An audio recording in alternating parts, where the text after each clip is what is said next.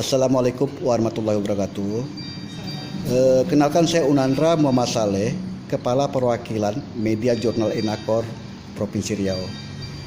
Jadi pertama sekali saya kesini kunjungan khususnya untuk konfirmasi terkait ada beberapa dugaan yang tidak adil dilakukan oleh pihak rumah sakit RSUD khususnya Kabupaten Kepulauan Meranti. Saat ini saya sedikit klarifikasi kepada Bapak Ramlan Abdullah selaku Sosial Kontrol LSM BPKP Badan Pemantau Kebijakan Publik Kabupaten Kepulauan Meranti. Pak, terkait hal keluhan ibu dokter tersebut yang ada dugaan tidak ada keadilan atau merasa dijolimi, itu menurut Bapak bagaimana Pak kira-kira Pak? Baik, terima kasih. Saya Ramlan Abdullah, Ketua Badan Pemantau Kebijakan Publik Kabupaten Kepulauan Meranti.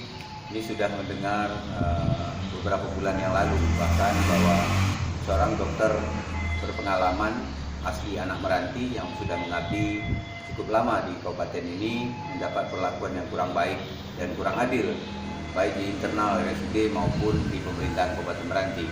Dan kita mendengar bahwa Dr. Aisyahfi, ya, beliau adalah Dr. Aisyahfi, dinonjolkan dari jabatannya sebagai kasih pelayanan medik RSUD Kabupaten Meranti.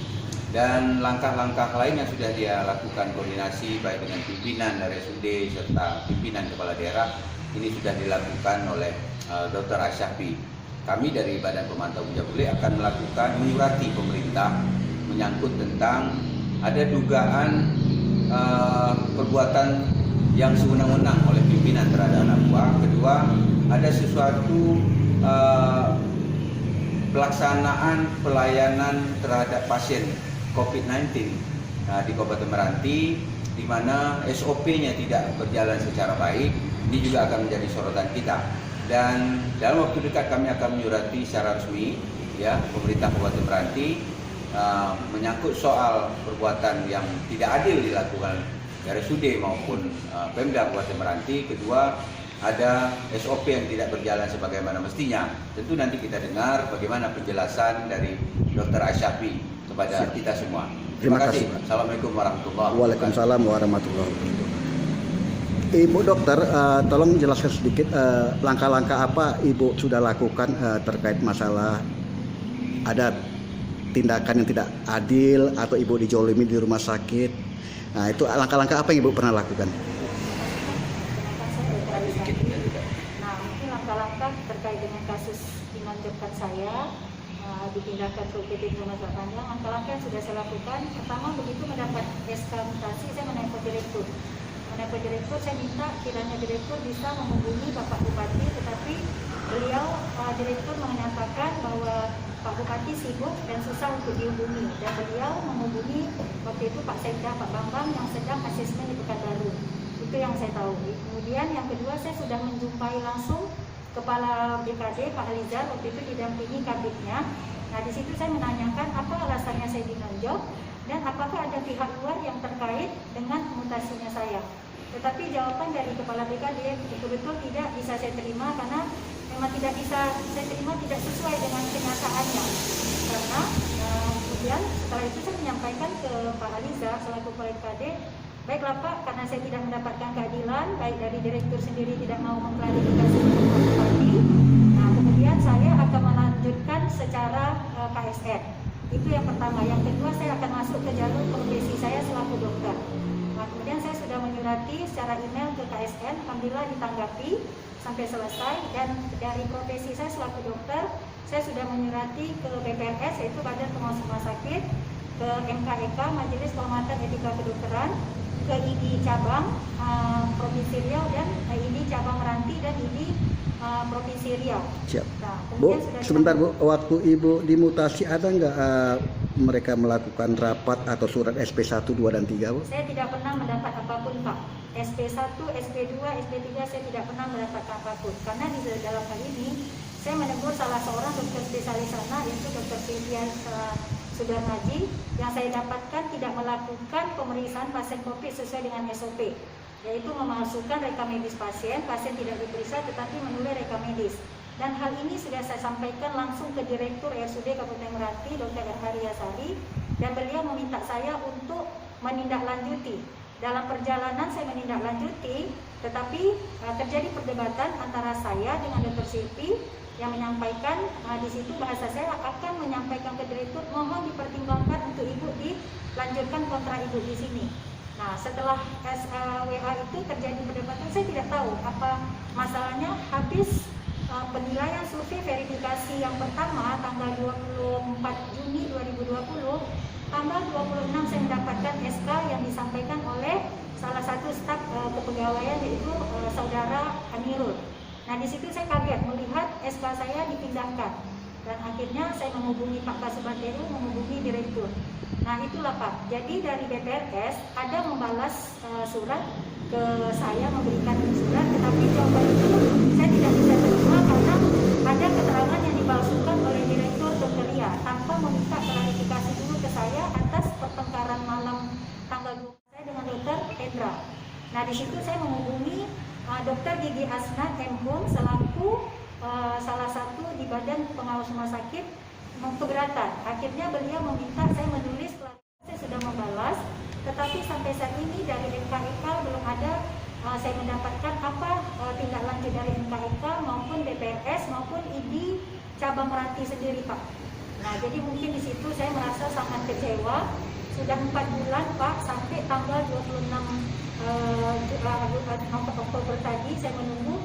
Tidak ada etiket baik dari pemerintah daerah, mau dari jajaran yang tinggi sampai ke yang bersangkutan yang terendahnya.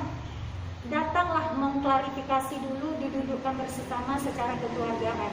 Karena 4 bulan saya sudah menyiapkan untuk menunggu, tidak ada etiket. Akhirnya saya berembuk dengan anak-anak dan keluarga untuk menyampaikan ini ke pihak yang berwajib. Karena saya melihat kesalahan seorang dokter yang begitu fatal tetapi dilindungi oleh Pemkab Meranti, itu yang sangat saya sayangkan. Siap. Nah, mungkin barangkali itu Pak informasi yang bisa saya sampaikan. Ya Bu, yang terakhir harapan Ibu selanjutnya. Harapan saya, mungkin yang perlu saya jelaskan, saya tidak mempermasalahkan masalah jabatan saya. Karena dari mulai saya bekerja, dari mulai Bengkali, saya tidak pernah meminta kepada siapapun untuk saya diangkat sebagai pejabat. Tetapi saya diberikan amanah, alhamdulillah. Tapi harapan saya mungkin untuk bupati yang terpilih ke depannya Pak, untuk bisalah menempatkan orang-orang yang duduk di OPD itu masing-masing betul-betul bekerja sesuai dengan SOP, sumpah jabatan.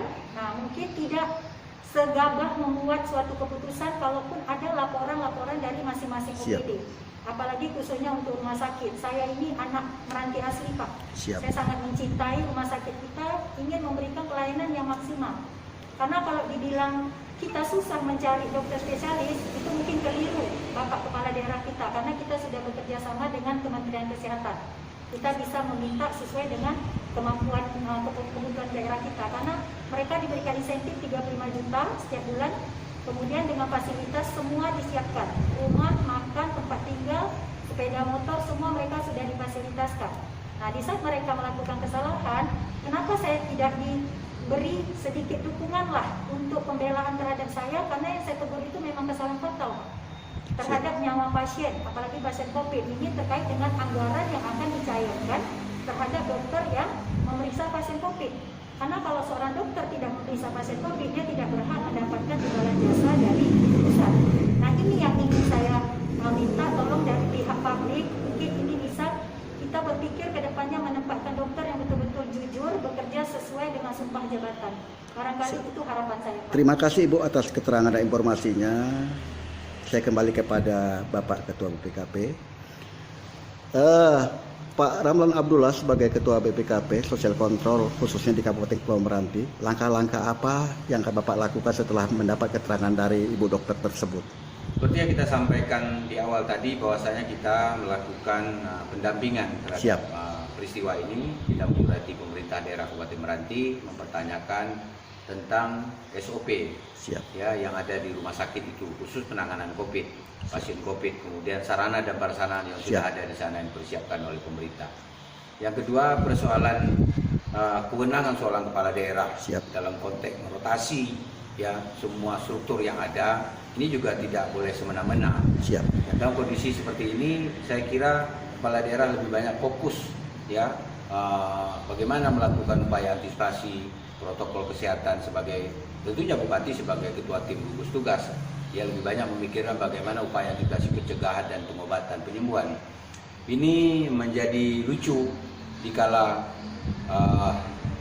kondisi kita seperti ini terjadi konflik interest yang seharusnya tidak boleh terjadi, dan harus kepala daerah harus merujuk pada persoalan-persoalan dan dapat menyejukkan situasi.